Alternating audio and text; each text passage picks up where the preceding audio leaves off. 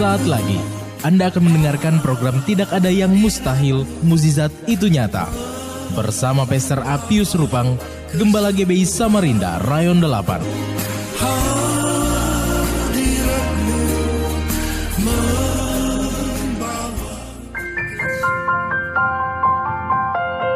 Shalom para pendengar yang dikasihi Tuhan Yesus. Mari kita buka Alkitab kita, Pengkhotbah 7 ayat yang kedua. Pergi ke rumah duka lebih baik daripada pergi ke rumah pesta. Karena di rumah dukalah kesudahan setiap manusia. Hendaknya orang yang hidup memperhatikan. Saudara pendengar yang dikasihi Tuhan, ini adalah suatu nasihat dari penulis, seorang penulis yang sangat terkenal di zamannya.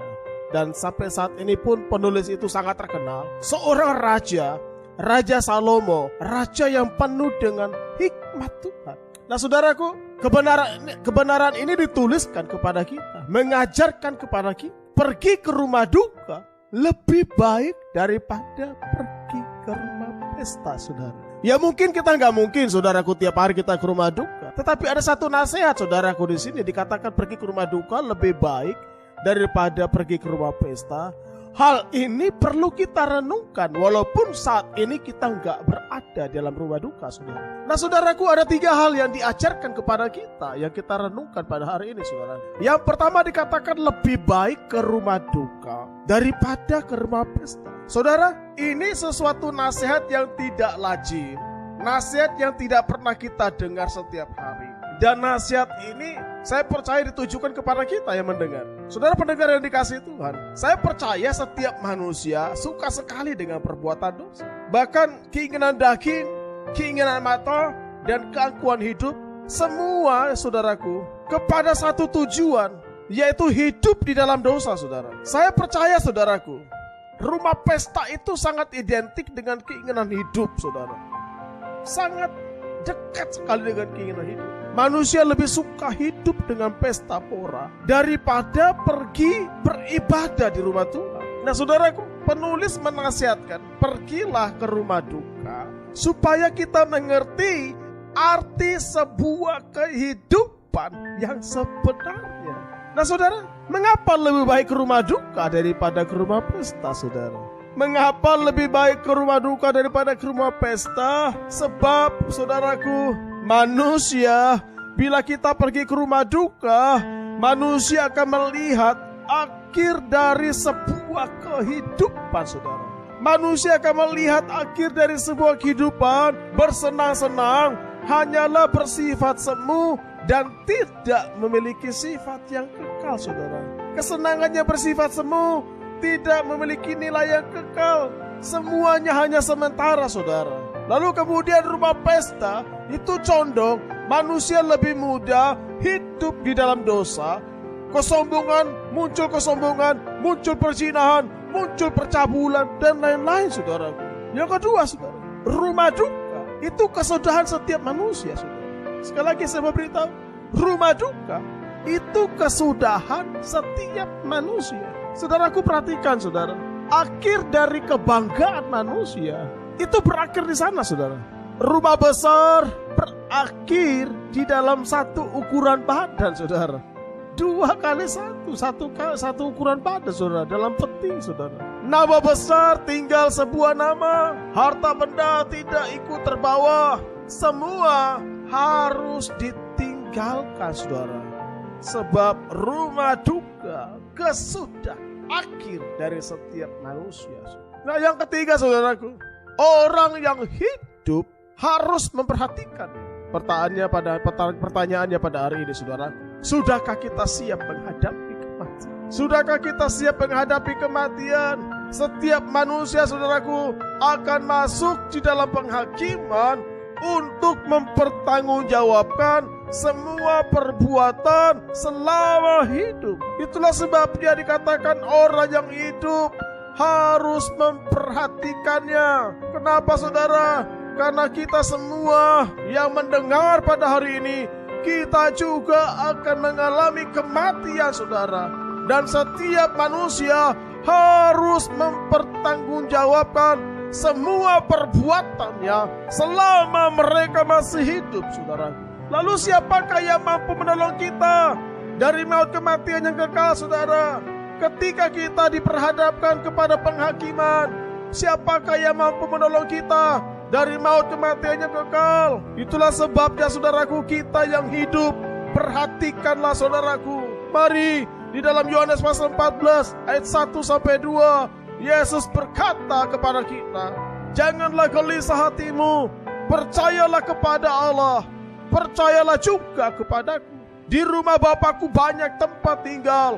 Jika tidak demikian, tentu aku mengatakannya kepadamu, sebab aku pergi ke situ untuk menyediakan tempat bagimu. Yesus berkata kepada kita, percayalah kepada Allah, percayalah juga kepada Yesus. Kita yang hidup memperhatikannya, saudara, percayalah kepada Tuhan, hiduplah di dalam Yesus.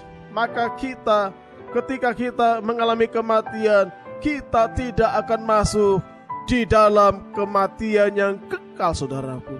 Kita tidak akan masuk di dalam penghukuman yang kekal, saudaraku. Itulah sebabnya kita yang hidup, perhatikan, saudara. Matius pasal 6 ayat 19-20, kita yang hidup harus memperhatikannya, saudara. Yesus berkata, janganlah kamu mengumpulkan harta di bumi ngengat dan karat merusakkannya, dan pencuri membongkar serta mencurinya. Tetapi kumpulkanlah bagimu harta di sorga ngengat dan karat tidak merusakkannya, dan pencuri tidak membongkar serta mencurinya. Kita yang hidup, perhatikan, saudara. Jangan kita hanya mengumpulkan harta di bumi, saudaraku. Saya mau beritahu kebenaran firman Tuhan, dikatakan harta di bumi itu ngengat dan karat merusaknya, saudaraku. Bahkan pencuri membongkarnya. Dan biarlah kita yang hidup, saudaraku, kita harus memperhatikan, kumpulkanlah bagi kita semua yang mendengar pada hari ini, yaitu harta di sorga. Sebab harta di sorga ngengat dan karat tidak merusakkannya, saudara. Kolose 3 ayat 1-2, setiap orang yang hidup memperhatikannya. Kolose 3 ayat 1-2, karena itu kalau kamu dibangkitkan bersama dengan Kristus, carilah perkara yang di atas, di mana Kristus ada, duduk di sebelah kanan Allah. Saudaraku, kita yang hidup memperhatikannya, pikirkanlah perkara-perkara yang ada di atas. Jangan pikirkan perkara yang ada di bumi. Perkara yang di atas jauh lebih penting daripada yang di bumi, saudaraku. Haleluya. Pada hari ini kita sudah mendengar satu kebenaran firman yang mengajarkan kita semua, saudara. Adakah keselamatannya sudah engkau raih? Saudaraku, tidak ada satupun manusia yang akan luput dari kematian. Dan tidak ada satupun manusia yang akan luput dari penghukuman. Itulah sebabnya Yesus datang untuk menyelamatkan kita. Yesus datang supaya kita semua luput dari penghukuman yang kekal, saudara. Percayalah kepada Yesus dan hiduplah di dalam Yesus. Oh rabataka rabashataka rabalabashat. Oh rabalabataka rabashanda bataka rabashat. Bapa, di dalam nama Yesus, pada hari ini biarlah Engkau menjadi Tuhan dan Raja di dalam hidup kami. Ampuni segala dosa dan pelanggaran kami, Tuhan. Dan biarlah pada hari ini kami hidup di dalam-Mu dan Engkau hidup di dalam kami. Kami percaya, Tuhan, hari ini terjadi mujizat di tengah-tengah kami. Keselamatan terjadi, pemulihan terjadi, kesembuhan terjadi. Haleluya, haleluya, amin.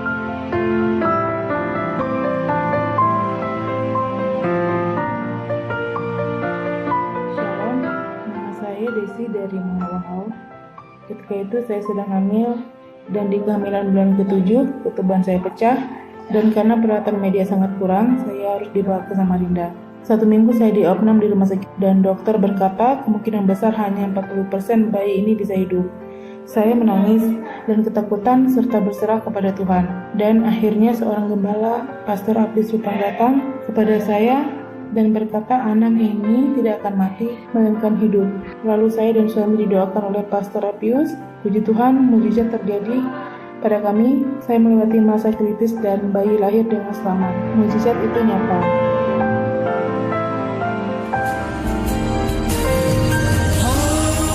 Anda sudah mendengarkan siaran Tidak Ada Yang Mustahil, Mukjizat Itu Nyata bersama Pastor Apius Rupang, GBI Samarinda Rayon 8. Informasi ibadah raya GBI Samarinda Rayon 8 dilaksanakan setiap hari Minggu jam 10 pagi bertempat di Hotel Haris, lantai 3, Jalan Sungai Kunjang, samping Jembatan Mahakam.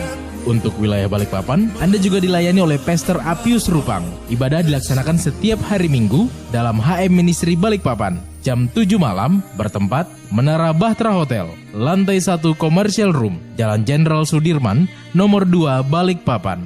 Bagi Anda yang ingin didoakan atau sharing tentang pergumulan Anda, dapat menghubungi kami di 0812 62 15 55 18 atau WhatsApp kami di 0812 62 15 55 18. Tuhan Yesus memberkati.